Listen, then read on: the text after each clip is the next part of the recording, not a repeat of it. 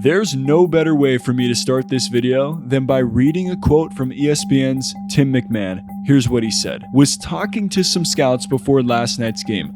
One of them said about Anthony Edwards that he's the next Michael Jordan. He's coming for Giannis's crown as the best two-way superstar. I mean, just a quick look at some of these plays and you'll see why Edwards is drawing comparisons to MJ for his style of play on the court. But hold up.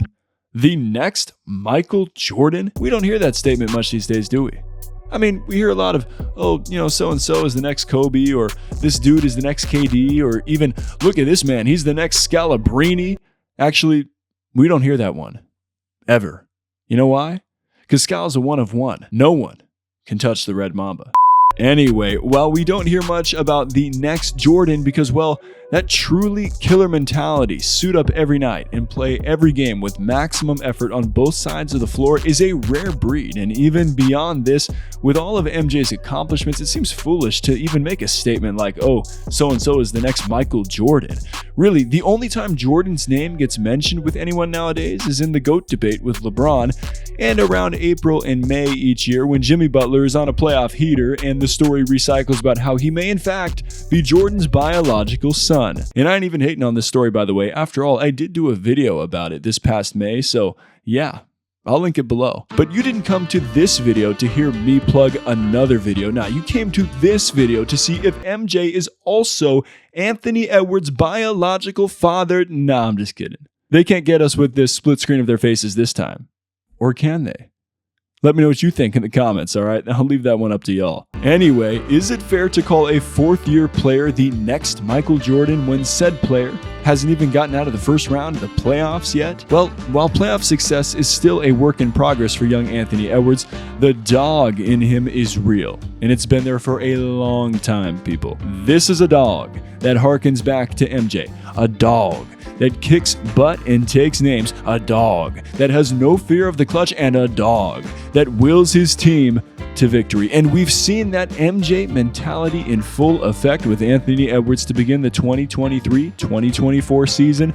The man doesn't care what anyone thinks. He don't even care that Kyle Anderson was standing wide open in OT because he was on a heater and he was going to shoot that rock, even if he had to spin through a double, which is exactly what he did to get the shot off. Y'all are going to want to stay tuned for this one because I'm going to walk through how what we're seeing from Ant-Man now has been long in the making. And hopefully by the end of this video, we'll all be able to answer the question, is Anthony Edwards this generation's MJ?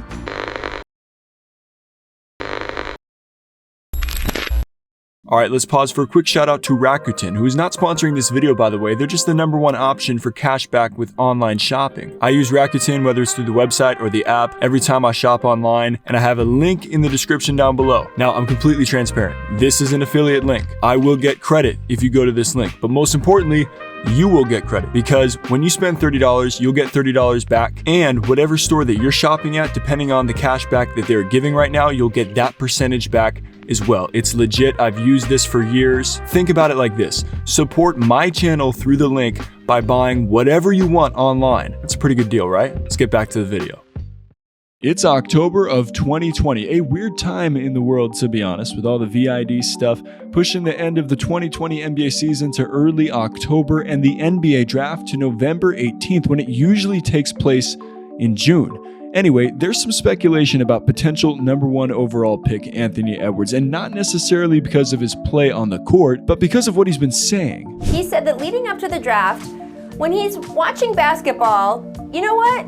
Doesn't really watch much if he's not in the game. He said, quote, I can't watch, saying he loves to play it, but he's not into watching as much as, say, his first love, football. So people start thinking to themselves, okay, does this guy like football more than basketball? And when you consider that just a few months prior, Edwards called KD the GOAT of basketball, I'm sure a few folks were thinking, oh, for sure we know now that this dude doesn't watch much basketball to say something like that. Up there, when we were talking about KD, you said you think he's the greatest player. Yeah. Ever or right now? Ever.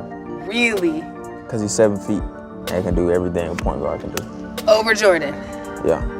Over LeBron? Yeah. And hey man, all of y'all who watch my channel over the years, I appreciate y'all. You know that I have a high opinion of KD, but there's no way I could make The argument for him being the GOAT of basketball and be taken seriously, I mean, come on now. But let's get back to October 2020. Potential #1 overall pick Anthony Edwards is putting in work at the Clutch Sports Pro Day in front of newly minted NBA champions LeBron James and Anthony Davis at the Sports Academy in Thousand Oaks, California. Now, when you watch this footage, it seems like Edwards is putting in pro-level effort. And for someone of his intense competitive nature, you'd never think that this man wouldn't give 100% on the court. But somewhere between this pro day and the draft, Coach Steve Kerr of the Warriors saw Edwards in a workout and begged to differ. I was going through the drills and he kept stopping them like, that's all you got, that's all you got. And I'm like, bro, I'm going hard as you want me to go. Like, what you want me to do? I'm sweating crazy. He like, man, you got to see Steph and KD and Clay work out. And we went to dinner that night, and they still was continuously telling me like, you didn't work hard enough. Like if we had the #1 pick, we wouldn't take you. And I was just like, damn, that's crazy. Well, Kerr and the Warriors never got the chance to select Edwards with the #2 overall pick because Minnesota had the first pick and took him. But Kerr's message to Edwards didn't fall on deaf ears. So me and my trainer ran home after dinner, and we just talking like, bro, we got to pick it up. I don't know how. I don't know what we got to do, like, but we got to pick it up. And I think after that, man, it's just, I became a madman in the gym. And, like, I try to work till I'm tired, I'm exhausted. Well, this madman in the gym combined his improved work ethic with an already existing killer mentality to make a lethal combo in time for the season. In his rookie campaign, Edwards laced him up for all 72 games and posted averages of 19.3 points and nearly 5 rebounds per game. More importantly, though, it's how he looked during those games, where we saw flashes of the star he could become. He had the dunk of the year against the Raptors when he absolutely baptized Yuta Watanabe, like when he sized up LeBron James and stepped into a 3, all net. The dude couldn't help but smile after that one. All in all, Edwards lost a tight Rookie of the Year battle to LaMelo Ball, but that would be the last time anyone would seriously make the case for Ball over Ant-Man. And this will be the first and last time I ask you to like this video, subscribe, and leave your feedback in the comments if you truly do enjoy it. Since his rookie year, there's been a steady improvement for Edwards in literally all categories: points, rebounds, assists, steals, field goal percentage, three-point percentage. And the man has leveled up in every single one of them, and his breakout performance came in round 1 of the 2023 playoffs against the eventual champion Denver Nuggets. 31.6 points per game on nearly 50% from the field to go along with a little over 5 assists and 5 boards, including a clutch performance in Game 4 when Minnesota was down 3-0. He poured in 34 with big shot after big shot down the stretch and simply would not let the Timberwolves roll over and get swept. Then in Game 5, he made Denver sweat a little bit, had a chance to tie the game with the buzzer, but the ball just hit the back of the rim.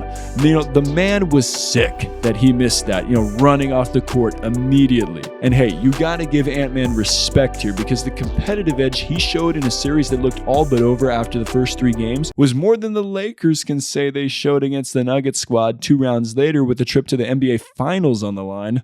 So with the way Minnesota ended the season, Edwards was chomping at the bit to get back into action, and that opportunity was afforded to him in the summer to represent the USA in the FIBA World Cup. Okay, how do I put this nicely?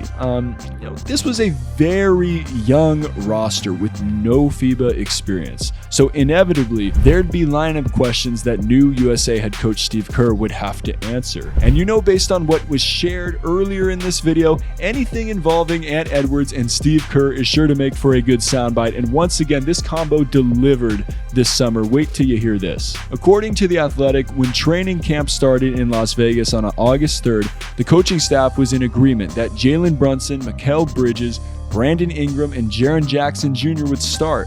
But when Team USA played its first scrimmage, it was Cam Johnson and not Edwards out there with the starting 5. Edwards said Kerr had called him before the start of camp, and he was telling me about coming off the bench.